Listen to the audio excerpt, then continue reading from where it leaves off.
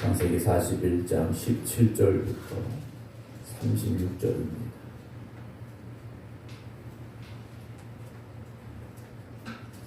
바로가 요셉에게 이르되 내가 꿈에 나일 강가에 서서 보니 살찌고 아름다운 7 암소가 나일 강가에 올라와 갈밭에서 뜯어먹고 그 뒤에 또 약하고 심히 흉하고 파리한 7 암소가 올라오니 그같이 흉한 것들은 애굽 땅에서 내가 아직 보지 못한 것이라. 그 파리하고 흉한 소가 처음에 7 살찐 소를 먹었으나 먹은 듯 하지 아니하고 여전히 흉하더라. 내가 곧 깨었다가 다시 꿈에 보니 한 줄기에 무성하고 충실한 7 이삭이 나오고 그 위에 또 가늘고 동풍에 마른 7 이삭이 나더니 그 가는 이삭이 좋은 7 이삭을 삼키더라. 내가 그 꿈을 점술가에게 말하였으나 그것을 내게 풀이해 주는 자가 없느니라. 요셉이 바로에게 아뢰되 바로의 꿈은 하나라. 하나님이 그가 하실 일을 바로에게 보이심이니이다.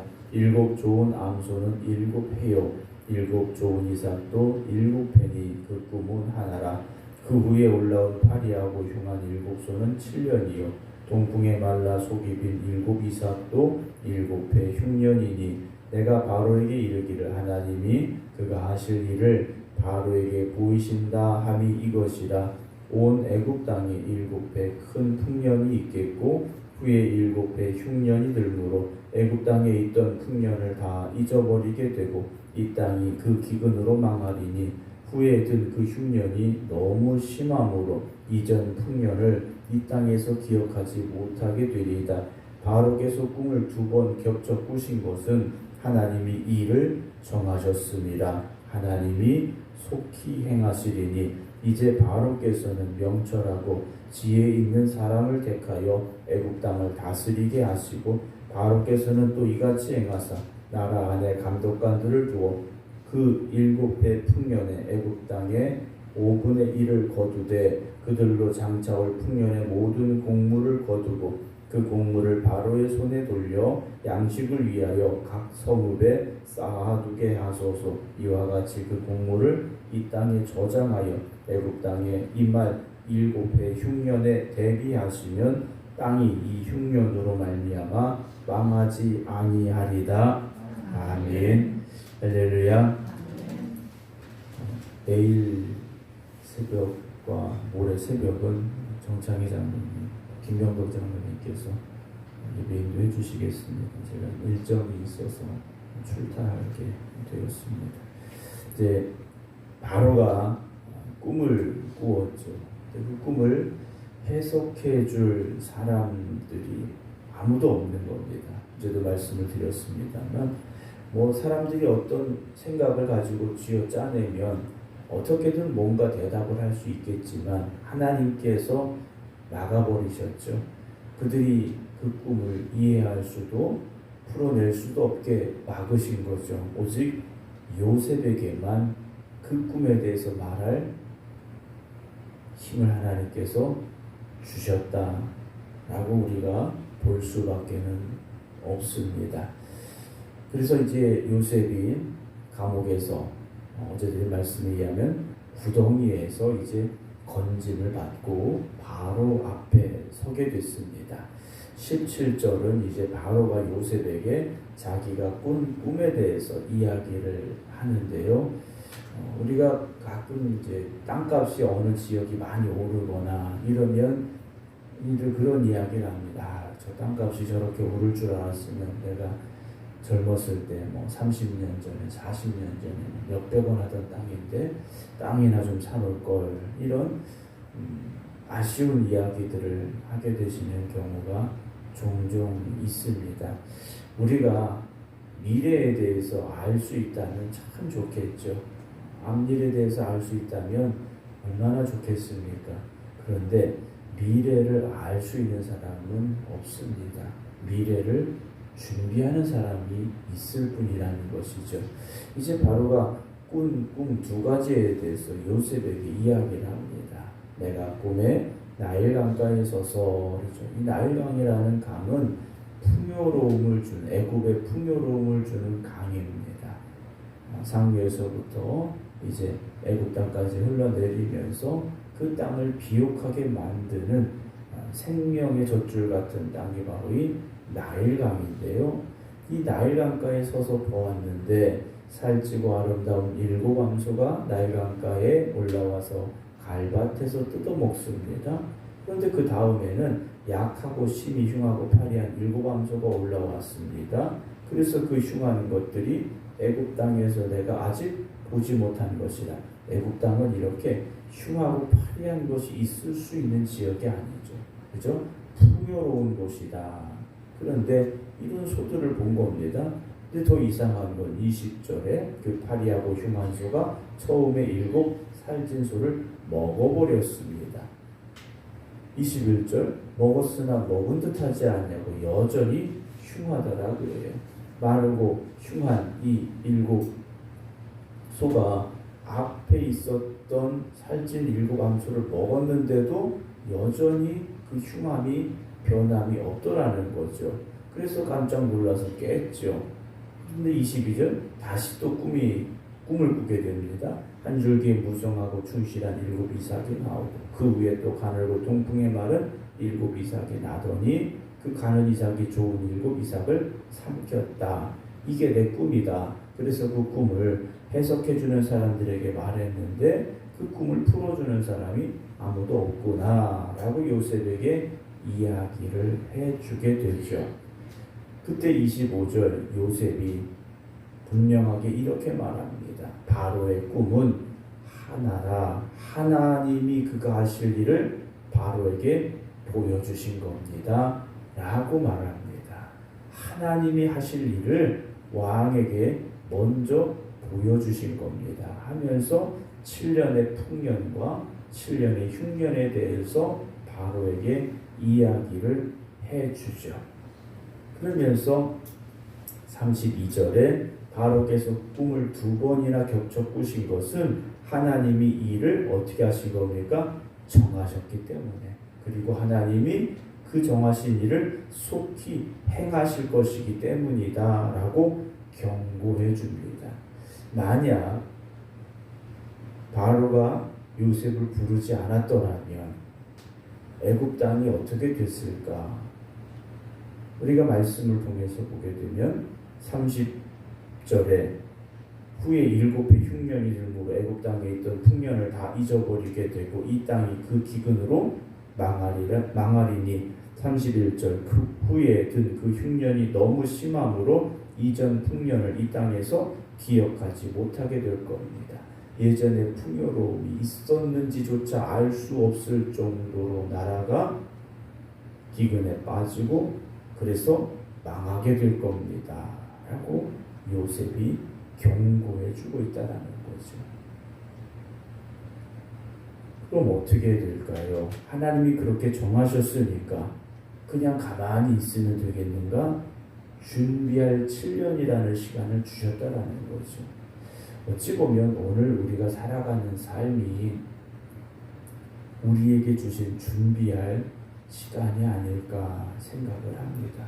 물론 여러분 지금 가셔서 풍년이 들었을 때 쌀을 사놓고 돈이 여유가 있을 때 돈을 더 모아놓고 이런 말씀은 아니죠.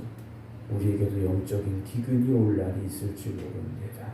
우리가 영적으로 준비하고 대비하지 않으면 우리가 그런 영적인 기근의 시간에 무너질 수밖에 없고 좌절할 수밖에 없다라는 거죠.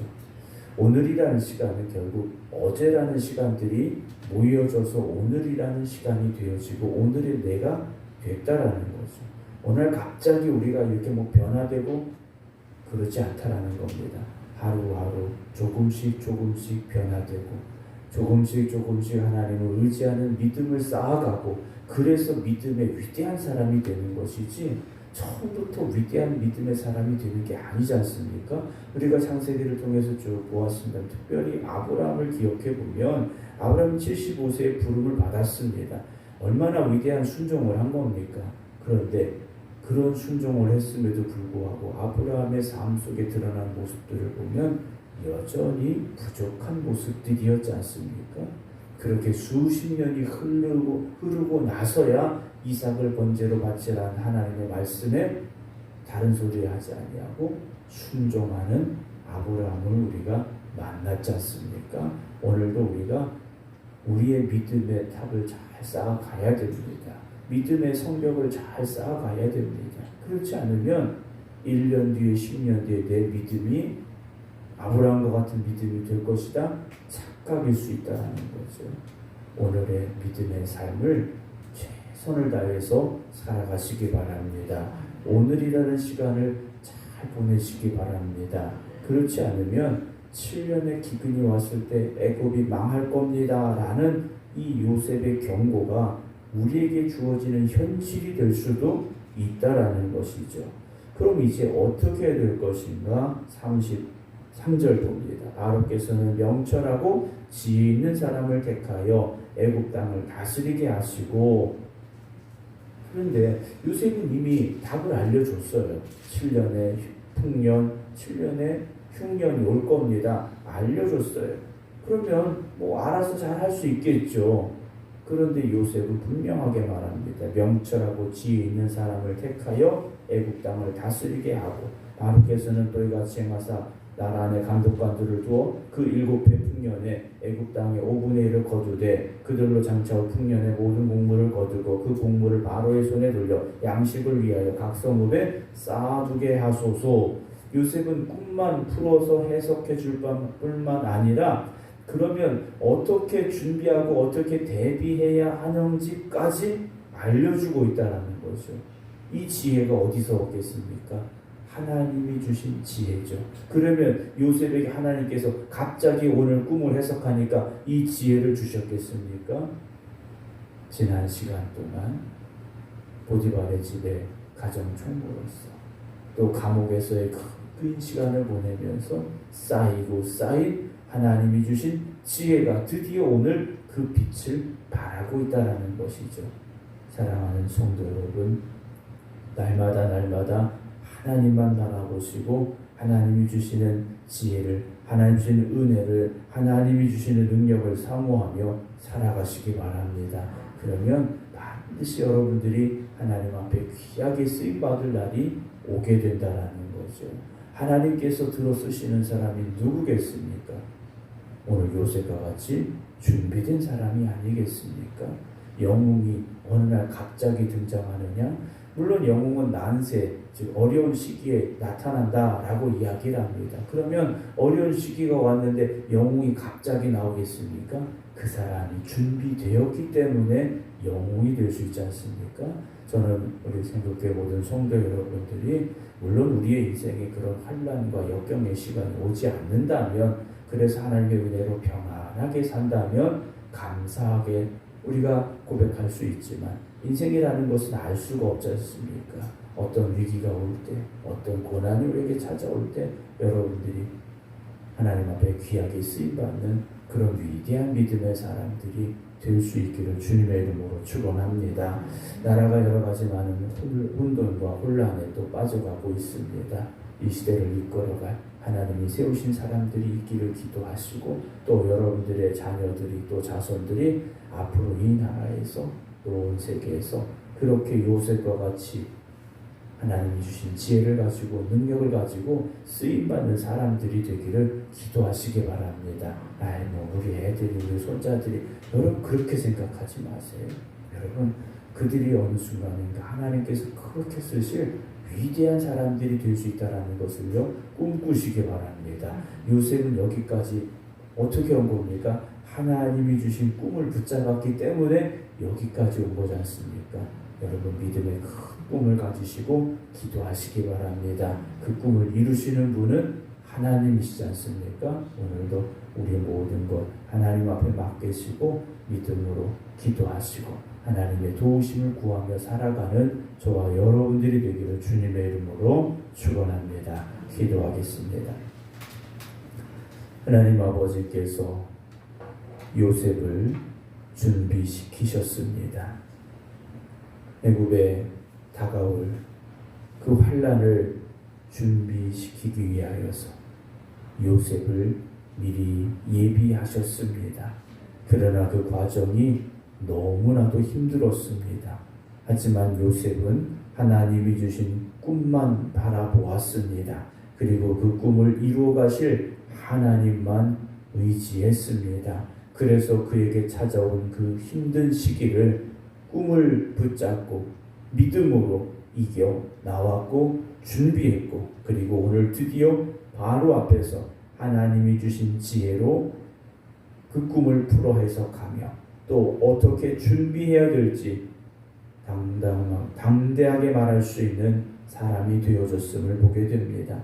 오늘도 우리가 이 하루를 살아가면서도 하나님이 주신 지혜로, 하나님이 주신 능력으로, 하나님이 주시는 은혜로 살아가기를 원합니다. 하나님 저희와 함께하여 주시옵시고, 날마다 하나님의 뜻을 구하며 하나님 이끄시는 길로만 나아가는 저희들 되게 하여 주시옵소서. 또한 우리 생각교회 모든 성도들이 믿음의 큰 꿈을 가지게 하여 주시옵소서. 그 꿈을 이루시는 분은 하나님이심을 고백하며 꿈을 붙잡고 믿음으로 하루하루 기도하고 최선의 삶을 다하여 살아감으로 인하여서 저들의 삶에 하나님의 은혜가 충만하게 하시고 하나님이 도우시고 역사하시고 보살펴 주시는 삶이 되게 하여 주시옵시며, 무엇보다도 저들의 자녀들이 또 저들의 자손들이 요셉과 같이 쓰임받는 믿음의 자녀들, 믿음의 후손들이 되게 하여 주시옵소서. 그래서 그 꿈을 붙잡고 기도하는 저희들 되게 하여 주시어서 오늘도 그 꿈을 붙잡고 기도할 때 또한 하나님 우리의 기도를 들어 응답하여 주시옵소서. 오늘 하나님께서 저에게 주신 이 귀하고 거룩하고 복된 날, 하나님만 찬양하며 하나님 앞에 경배하며 하나님의 은혜를 사모하는 저희들 되게 하여 주시옵소서. 이제는 우리 주 예수 그리스도의 은혜와 아버지 하나님의 무한하신 사랑하심과 성령님의 감동 감화 역사하심이